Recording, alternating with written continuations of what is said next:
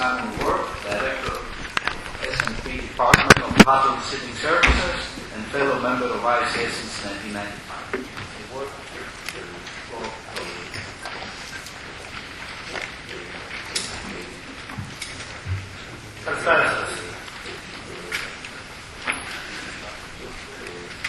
I'm Simon Ward and I'm a sale and purchase broker, so please take all the recommendations or opinions I have in that light.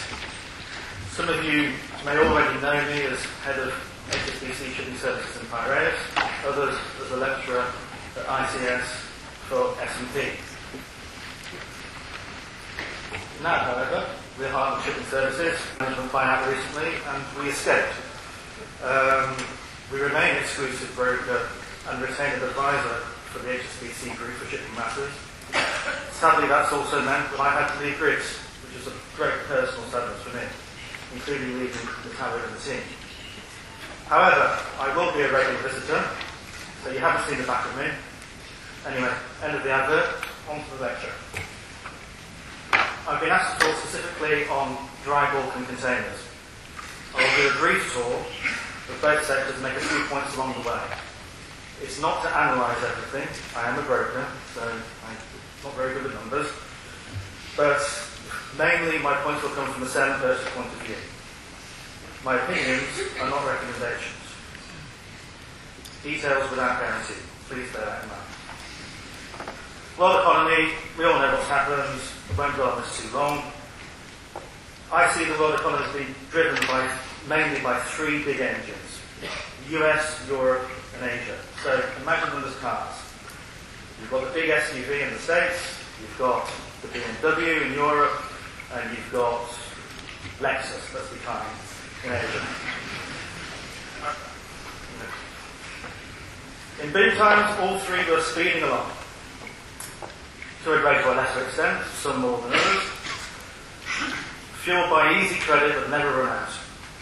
2008 changed that, of course. The SUV of the United States stalled, and although it got back on the road fairly quickly, is not moving ahead that fast.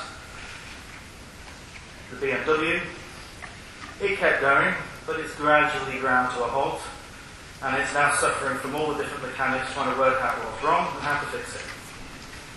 Asia, particularly China, keeps getting injections of high-octane fuel. But then it overheats, and they have to slam on the brakes, and then they have to overheat, and then put more engine oil in, and then go back again. So it's a bit of a stop-start situation. As far as shipping is concerned, the interaction between these three cars, or these three engines, is very important, because this is what drives trade. And this is particularly true in terms of the economy, in terms of the container market. The container market suffers when there's only one car on the road. You should have two at least. Since 2008, trade and cargo flows have radically adjusted. The size of the container market, if nowhere else, does indeed appear to be everything. Relentless struggle for market share and economies of scale, efficiencies by larger operators, has led to an arms race in ship size and demand, leading to oversupply. If you look at the graphs, you look where the big percentage of the order book is, it's in the big ships. Larger ships grew. Most 70% of delivered ships are excess 8,000 TEU. The good news, 20% of ships scheduled to deliver didn't, and scrapping increased by 100% on 2011 levels, even by the end of September this year. This domination of the larger sizes is shown on the next page. Although 2012, 2013 are scheduled to deliver a large number of vessels, ordering for the minute is slow, thank God. A bit of a no-brainer, I guess, considering the state of the market. But at least it's encouraging for the near future. It's about as encouraging we can get for the container market. So container ship earnings, a double whammy of weakness of demand and a growth in supply, continues to add downward pressure, and a two-tier market is emerging. You see 4,000 TEU routes, okay, the steady earnings, not spectacular, but there's a willingness to commit to longer periods. Smaller vessels, lower rates, short period, and at the moment about, well, in excess of 100 vessels between 2,000 and 4,000 TEUs are lying idle waiting for employment. Size is everything, apparently. So, where are the opportunities? I would suggest that you look at the routes and not at the ships. If you consider what's happening to the change in trade patterns over the last few years, we've got new routes coming out. HSBC produced a very good report a couple of months ago called the New Silk Road, talking about emerging markets. This, translated into container shipping, is south-south, north-south. So instead of east-west, from the traditional Asia to Europe and the Asia to the States, different trades are going out. The cargo exchange between these developing countries will be twice the level of those between developed economies. So the trade out of emerging markets will improve, and it's not just the developed world. Middle East, our friends down there, import and export exchange is 83% since 2005. Panama Canal is almost upon us. How will that change? No one knows yet. So, the idea for those investing in shipping is what ships actually fit these routes. Unfortunately for the speculator, liner companies are already investing heavily in these routes. As the bigger ships go into the traditional routes, particularly Asia and Europe, the previously large ships get pushed out. And so these are being already employed on some of the deep sea routes. So the dilemma for an investor is, what do? Do you buy cheap, smaller tonnage and wait for the upturn? And wait means laying up. Wait means sitting around doing nothing. Wait means nothing. Or does it mean getting into the more expensive ships, achieving immediate returns? No. Expensive larger tonnage is always going to be at risk of the larger ships being cascaded down by the liner operators who have got them on long-term charters or who have them under their own ship. So, container shipping, a bit of a dilemma. Dry bulk. I split the dry bulk section into two different sizes: industrial ships, the larger ships, and what I call emerging market ships. It helps to identify demand and trend as well as volatility and growth. Generally, industrial ships, like the larger tankers, are more volatile. They get the upside and they drive market sentiment. The smaller ships are incremental in growth. They're always easy to fix. They're more defensive as an investment. But without the positive sentiment, they're never high earners. So, dry bulk profile. This is, compared to the container market, fairly good news. The order book is approaching peak deliveries, and in some sectors has already passed. 2013 deliveries are 50% of 2012 without slippage. Slippage is a big factor. The fleet is getting younger too. This illustrates where some of the problems still lie. Panamaxes, or rather Kamsarmaxes, which saw a boom in ordering in 2010 and 11, have yet to deliver and present a large bite of the order book at present. The figures are suspect, of course. Can anyone really imagine that 14.3 million deadweight handies will actually deliver? I don't think so. I think the yards are too small and they're subject to cancellation by banking problems or even buyer problems. Good news for shipbrokers, certainly. High demo prices, bad freight market. The fleet profile is improving. Demolition is improving. You see the rates, the quantity of ships being demolished. It's good, particularly for the smaller sizes now. On to demand. Iron and steel. For industrial ships, the numbers are steady at best, but a slowdown in growth in industrial capacity means that it's not enough to absorb the new deliveries. 2012 global supply growth for iron ore was down 5%, from 5% to 4.1% due to falling prices. Iron ore demand growth is expected to reach just 2% in 2013. This does not absorb the fleet very well. Global steel production forecast is also revised down, reflecting contracting demand in the EU and a cyclical slowdown in China. Production will grow, and continued urbanisation in China and the emerging markets will encourage that, but it's not booming. Thermal coal, seen as being the saviour of dry bulk. And sure, new emerging markets need energy. Energy in the first part of the emerging markets is provided by coal. Supply is strong, however, and the US is an exporter as it moves to gas and produces more oil. Asia demand, thank God, is forecast to increase 10.7% this year and accounts for 67% of the world demand. However, there are problems for shipping. Look at these new discoveries in China. Okay, 4.2 billion tonnes, 1.4 billion tonnes, 2.5 billion tonnes. That's just in China, which leads it itself. 81 billion tonnes just found. That's not going anywhere on any ships. However, as a Chinese colleague of mine commented, these are very far away places, even for China, and present political and geographical difficulties. So it's not just turning up immediately. And bear in mind that in China, the majority of the capacity of demand for coal and energy is on the coast. So ships will still provide. But it's a sobering reminder that demand isn't everything. Not everything gets carried by ships. Down to the emerging market. Again, this is, let's say, it's not spectacular, but it's steady. Emerging market economies are growing. They want to improve their lives. They want to improve how they live. So this means different things. Steel products, not the raw materials. It means forest products. It means agricultural products, fertilizers, cement. Emerging markets, developing countries, where people want to live better.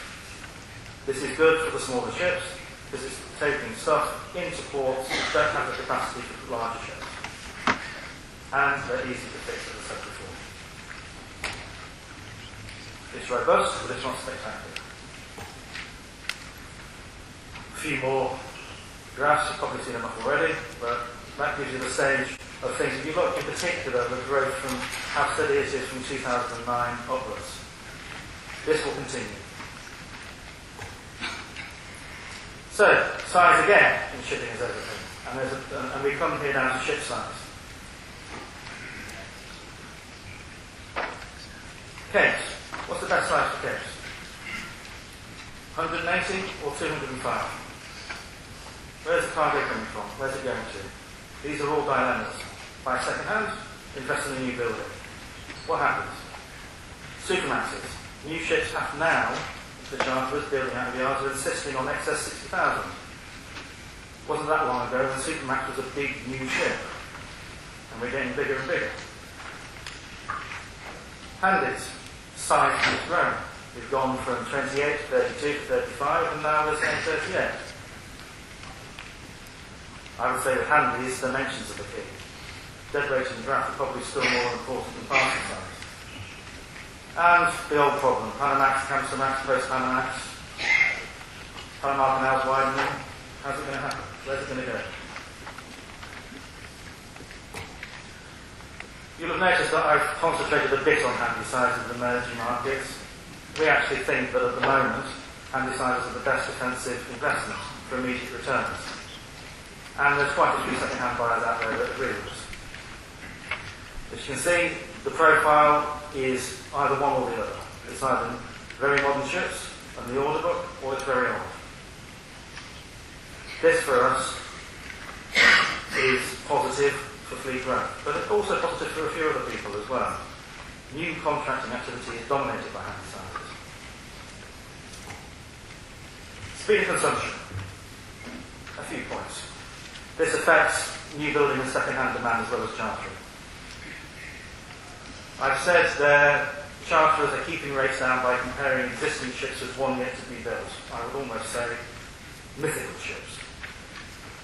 They are the designs that have been floating around for all sizes in dry, wet or containers stretch incredulity sometimes. And the charterers are taking advantage of this, and it's also dominating the second-hand market now.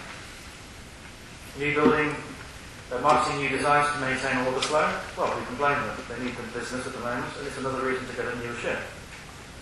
However, it's significant that Japanese yards are only now releasing their eco designs. It is not insignificant that Chinese yards issued them first. Second-hand in the market, now where prices have gone lower, buyers overwhelmingly prefer Japanese-built ships. Real speed and consumption figures are being closely scrutinised, not just ones produced from a new building spec. How they actually perform is really important. At present, buyers are preferring ships in the water. They want to know the real speed and consumption, not what the shipyard's telling them, or what a yard can produce. Buyers will always wait until the ship is in the water before they contract new ships to see how it's gone. There's very brave buyers that get the new ships beforehand. So, opportunities. Some of you may remember the 3 golden rules for shipping investment. As I say, it's a shipbroker's view, so bear that in mind. Buy cheap. Buy cheap, that's pretty obvious. It's always nice to buy cheap. But buy cheap cyclically. We are now in the cheap zone, obviously. Buy what the charterers want. What do I mean by that? It means that the ship is easy to employ, that the ship can be fixed. Don't buy what a ship owner would want, or what a shipyard would want you to have. Buy what the end user wants. Always have ships and money? Well, I appreciate that that's a bit of a challenge, especially these days. But what I mean by that is don't have no ships and wait for the bottom of the market, because you'll never get it. Don't have ships and no money, because then you suffer as people are suffering at the moment. And it's important to stay in the game. A few sector comments. Again, personal comments from me. I think Cape's probably good on the price. Buy modern, but we prefer to lay up. I'm not that positive on Panamaxes, Kamsamaxes, Postmaxes, whatever you want to call them. Watch the stems, the cargo sizes, how that trend develops, and the order book. Supermaxes.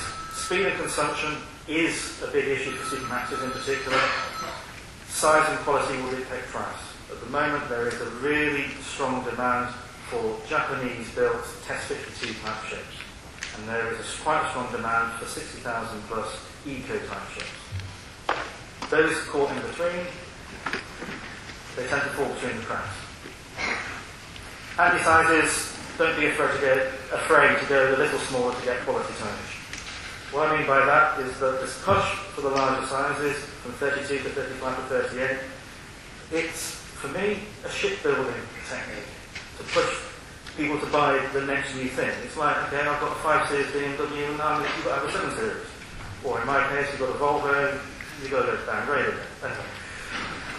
The issue for me with handies is, again, deadweight draft is more important for handies in particular than it is for, to get the largest ship you possibly can. Because the larger it gets, the more like a brick in the water it is, and the more you suffer the speed and consumption. In the second-hand market at the moment, we are in a bit of a bubble. A little bubble where prices have stabilised and in some cases have increased. This is due to a limited supply of second-hand tonnage. Remember that even in the buyer's market, which is where we are at the moment in terms of price, there's going to be buyers competing with each other, and this creates, obviously, increases in price. Conclusions. For the container market, 2 things to see a clear pattern of future growth, for me anyway. World economy, and particularly East-West trade, needs to improve to drive sentiment completely. Package deals, probably the safest investment. Buy and lay up, however, may prove most possible in the long run. Dry bulk, there's many buyers out there. There's still lots of money to invest.